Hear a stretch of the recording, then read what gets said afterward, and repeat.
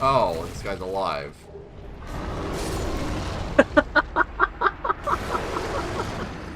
Yeah, so as some personal background on myself, I love Dark Souls 3, okay? I'd put it up there alongside Terraria and Hollow Knight as some of my favorite games of all time. And when Elden Ring was released, I played that, thought it was great too, but I'd never actually gone back and played some of FromSoft's earlier games. However, that recently changed, and this game is absolutely ruthless. You want an example?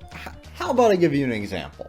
So, once you make it through the first little bit of the game, you get to Firelink Shrine, right? You can see the sights, die to the skeletons while getting the zwei, and meet some of the regulars. This guy, cringer-based. Call it. Now, one of these people is Beanpole over here, right? He tells you there's 2 Bells of Awakening, one above, one below. Go ring 'em. Additionally, the game presented me with 2 paths. Some stone stairs ascending this cliff face, and an elevator that goes down, leading me to assume that they would each take me to 1 bell. And while this is technically true, I'll get more into that later. For now, let me draw a comparison between the enemies you'll face if you go up, versus the ones you face if you go down. If you go up, you'll face these little undead guys. Relatively weak, very slow, with short-ranged, highly telegraphed attacks. Perfectly reasonable for the beginning of the game, I'd say. Meanwhile, if you go down, you'll find yourself face to face with the ghosts of the New Londo ruins, who... You know what? I think it's better if you see for yourself. Or was it too primitive back then? Oh. Okay. Yeah, I think that's it. Yeah, okay. And my mom...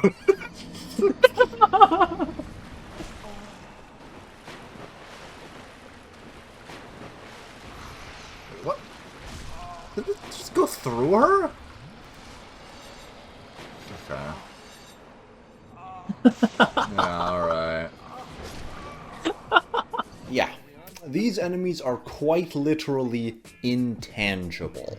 I cannot damage them at all without the use of a transient curse, and even with that, they still kill me extremely easily and have no regard for petty mortal obstacles such as floors or walls. That's a funny ass message, bro. Wait, which one? Try amazing armor. Try it. Yeah. That might be helpful, I think.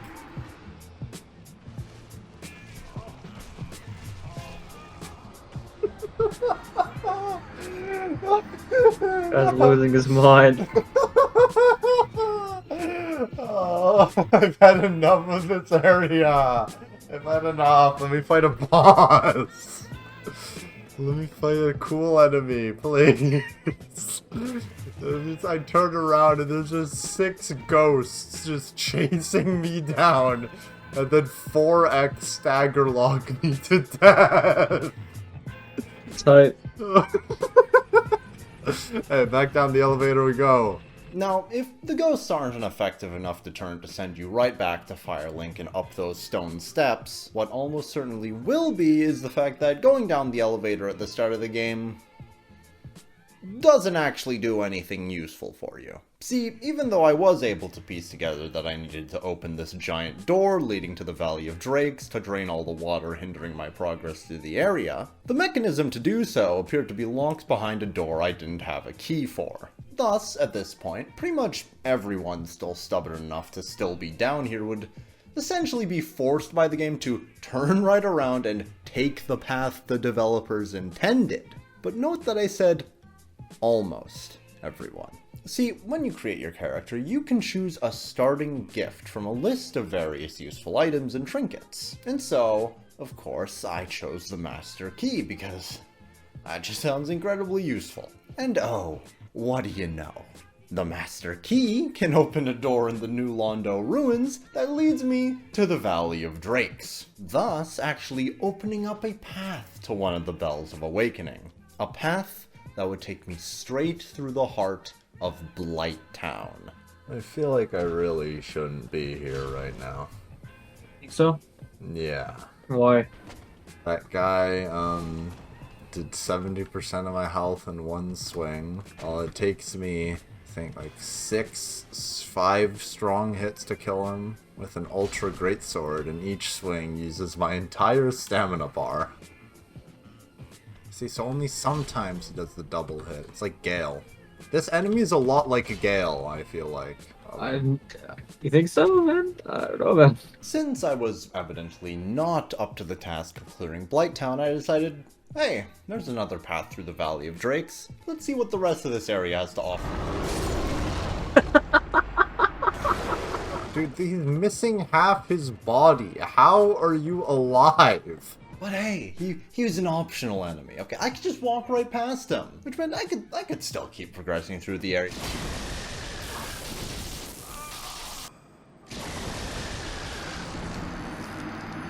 And that was how I spent the first 70 minutes or so of my run.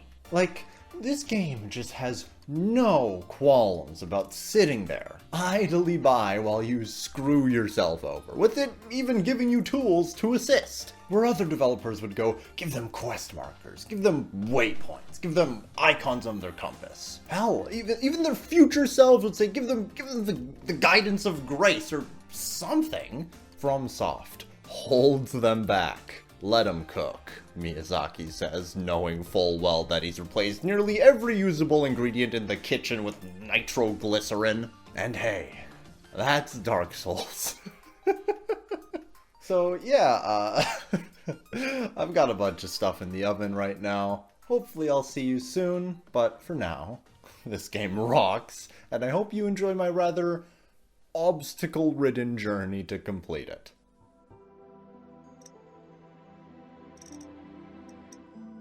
What? That's what the... Yeah. Yeah. You're gonna do that. You enjoying yourself?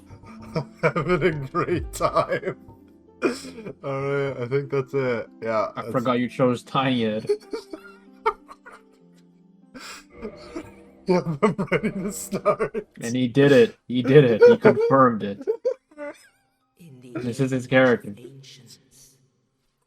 The world was You can't even pay attention to this cutscene anymore. Then from the dark they came and found the souls of lords within the flame.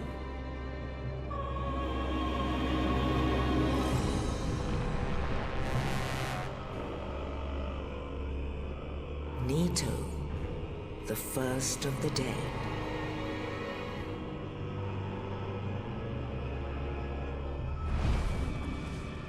The Witch of Izalith and her daughters of Chaos. Gwyn, the Lord of Sunlight, and his faithful knights.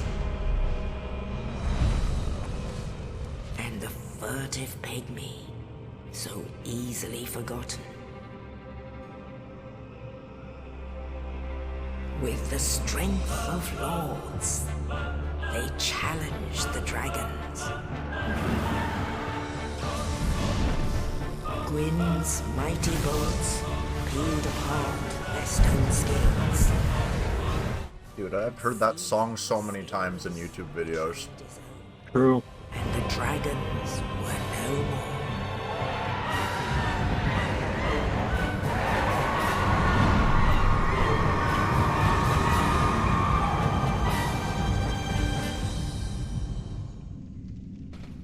Yes, indeed. The dark sign brands the undead.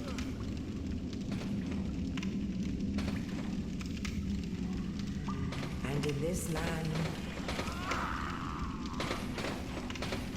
the undead are corralled and led to the north.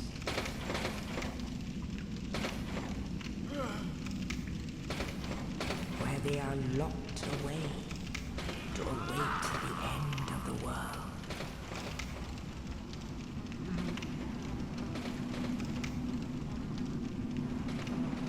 Hey! There he is. Fate. The big man. The big man. The big man, small head though. Yeah. Hollow. At least you customize your character in ways that's visible while you're hollow, so congratulations, bro.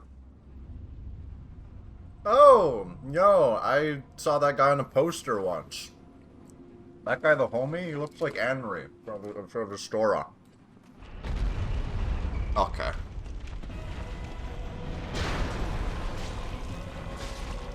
Huh. Yeah, I'm not fighting that guy. You're not braving it? No. Okay. No. Everyone got God. Regrettably, I have failed in my mission, but perhaps you can keep the torch lit. There is an old saying in my thou who art undead art, and thine exodus from the undead asylum maketh pilgrimage to the land of it when thou ringeth the bell of awakening. The fate, well now you know. Oh, one more thing. An Estus flask. An undead favorite. Oh, got the flask. Now I must bid I would hate to harm you after death, and thank you. What? No. Do you recognize him in this pose? Yeah, this is from this is from Take on Me, I think. This is the guy.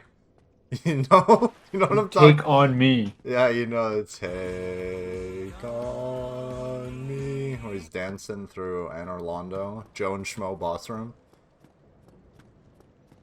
I have no idea what you're talking about. Okay.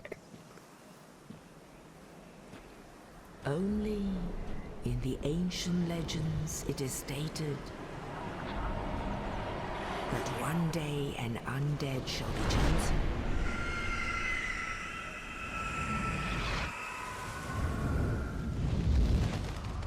To leave the undead asylum in pilgrimage to the land of the ancient lords. Lordran.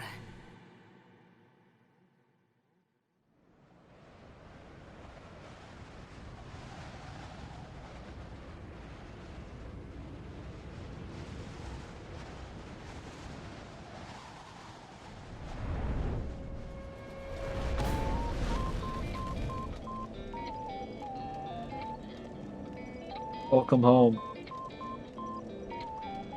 I want to see this blood stain. What's going on with you? I just walked off like an idiot, man. I don't know what to tell you. I didn't know what you expected. Yeah, well, no, this is the type of enemy I feel like I should be fighting right now. You know? Yeah. Like, wow, you see that? He hit me? Only did like a fifth of my health. Isn't that crazy? Master Key. You're gonna love this room. I feel like I think I know what this is, yeah. Is he here? The big man? Oh, there he is.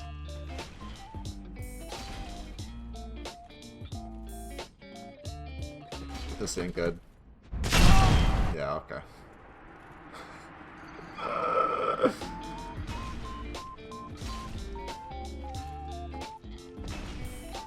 I can open this door. I can't. You skipped. What the hell is he? Behind there, bro. He's there. There he is.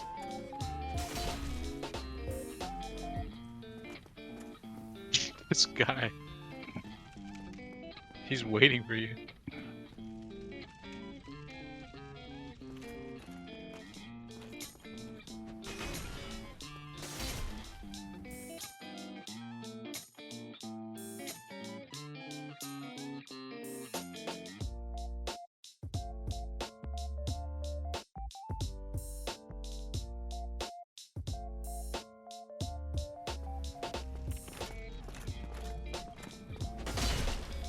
Is this really what's happening?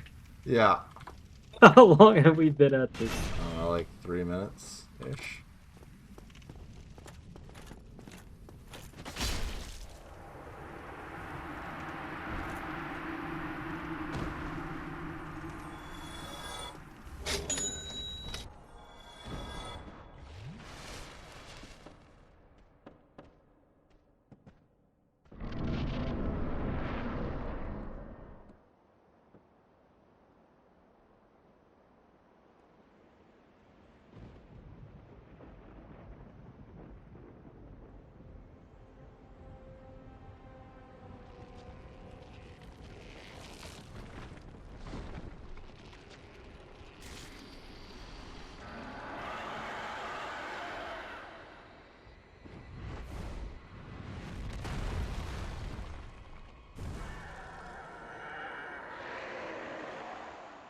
Alright, so I didn't really have any interesting commentary while fighting this boss, so I'm just gonna put this up here for now, and instead talk about something actually interesting.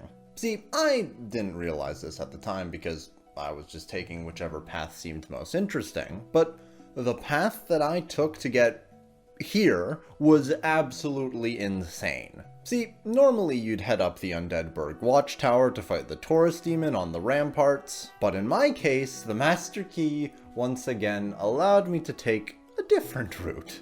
Down to the Darkroot Basin, and back up through a viridescent vertical path, which brought me to this building in the Darkroot Garden, where I met Andre the Blacksmith, just beyond which sat the Church of the Undead Parish where you fight the Bell Gargoyles. And this degree of just near unrestrained freedom is something that I really love to see in games. It reminded me a lot of how, back when Elden Ring released and me and all my friends were playing it, I was just so enamored with all the different paths people were taking to progress through the game. For example, take the myriad of methods through which you can reach Volcano Manor. Most people got there from the Altus Plateau, either following this winding path all the way up Mount Gelmir, or being teleported in by Rhea.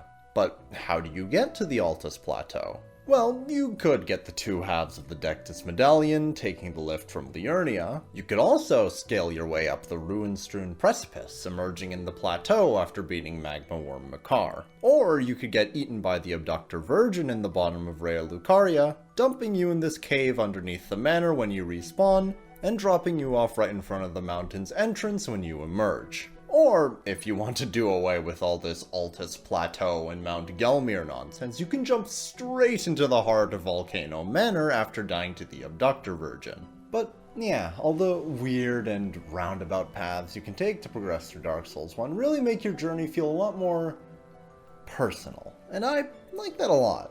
Oh, and also, there actually was one bit of interesting commentary I had while fighting this boss. Dude, I feel like I did the thing again, where I went somewhere way above my pay grade. Which, yeah. And so I decided to come back later. Ah, hello. You don't look hollow. I am Soleil. Yeah, you don't look hollow, man.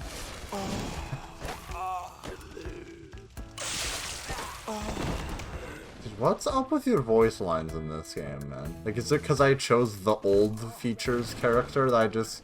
Like, every time I get hit, I'm just like... Ah. I sound like an old man with like spine problems, like trying to get up in the morning.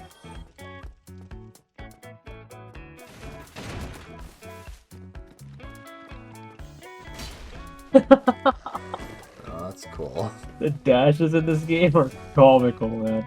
They just float away. They just float away. Yeah, no, that's cool. No, that's great No stuff. way. That's pretty cool. Oh.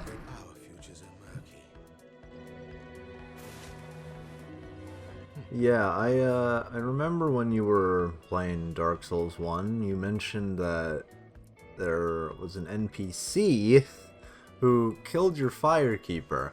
Yeah. I'm pretty sure it's that guy, because he's given off some real bad vibes when I first met him.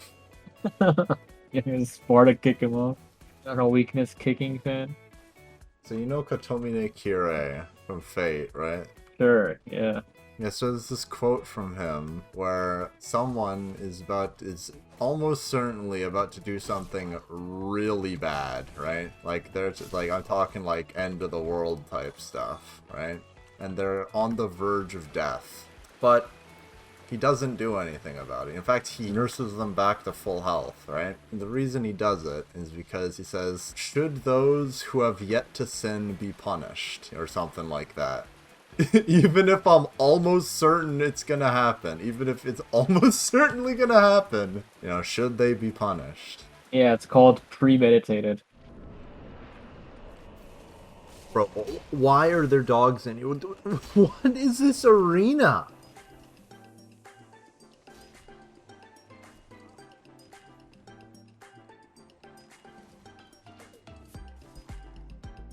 Crazy attempt.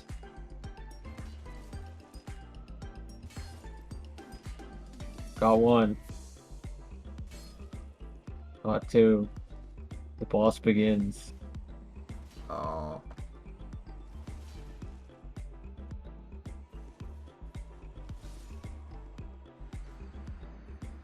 I have 10 flasks now, not sure why. But... Don't do the classic Turtles one question. Why do I have 5 and why do I now have 10? GG, good attempt, go next.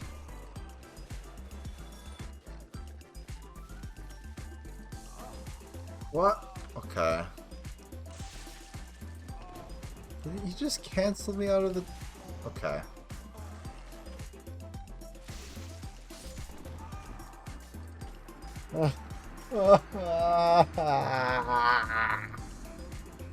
Was that one out of despair, or was that one out of happiness? This is what Capra Demon does to a man.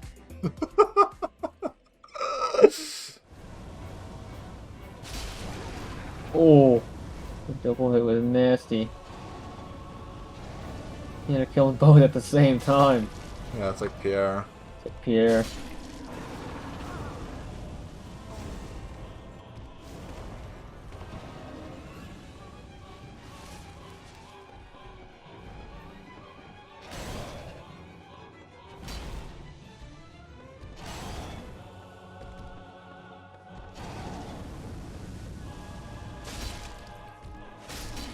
Yeah, woo! Did it. Achieved. Twin humanities. humanities. What does that even mean?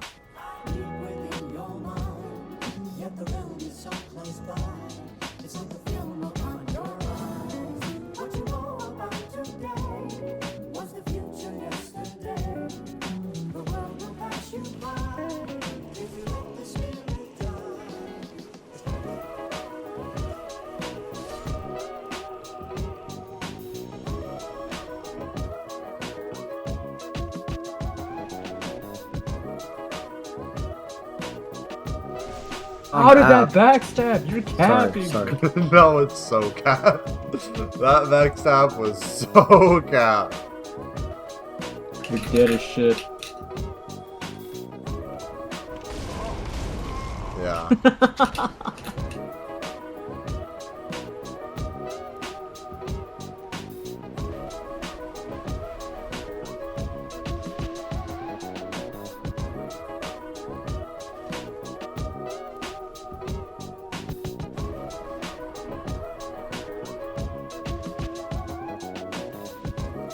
Ow.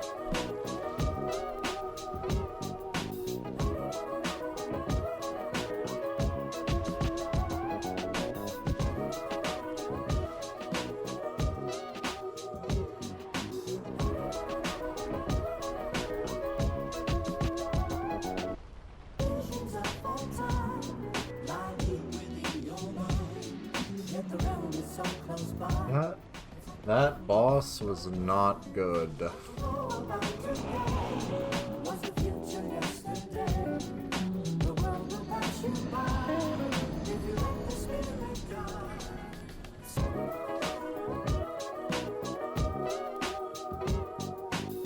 This truly is a town of blights.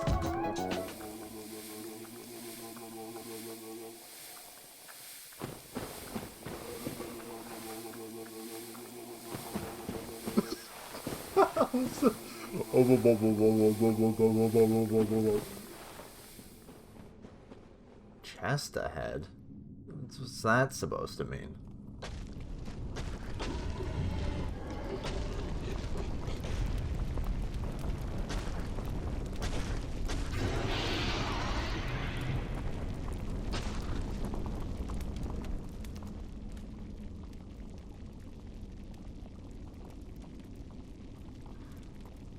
Oh, that's what they meant. Yeah, so this is another one of those bits where I didn't really have any interesting commentary on the boss, so this is gonna just play up in the corner while I talk about the game for a bit. So, I saw this comment on YouTube a while ago, which explained how a lot of the early Dark Souls 1 bosses are like little tests, each meant to teach you one specific thing. For example, the Gaping Dragon was a test to see if you were too greedy. Capra Demon tested if you could tip the scales in a dangerous situation, and the Bell Gargoyles were there to make sure you knew about upgrading your equipment. Of course, a lot of these lessons kinda went right over my head since I didn't play Dark Souls 1 first, but regardless, while I do think this interpretation of the bosses is very cool, and it certainly gave me a level of appreciation for a lot of the fights I didn't really like, it doesn't change the fact that a lot of them are very one-dimensional. Like, the Capra Demon just sicks the dogs on you and then runs at you with his twin hatchets. The Gaping Dragon slams down his giant toothy stomach like a rat trap, and then tries to run you down after you mash his cute little head. And there really isn't very much to either of them beyond that. However, Kellogg was the first boss that really took things up a notch for me. She's got this gigantic burning sword and regularly uses it in a pretty clean 3-hit combo composed of 2 wide swings followed by a thrust. However, she will occasionally raise her sword as if she's going for a sweep, but instead skip straight through the thrust. If you move too far away from her, she'll chase you down with a jump attack. All the while, her spider half will be constantly spitting out lava onto the arena, which you'll need to watch out for. And while you can generally avoid a lot of these attacks with relative ease if you stick behind her, she also has this massive explosion attack, which you won't be able to see the telegraph for from that angle. But yeah, all in all, pretty neat boss.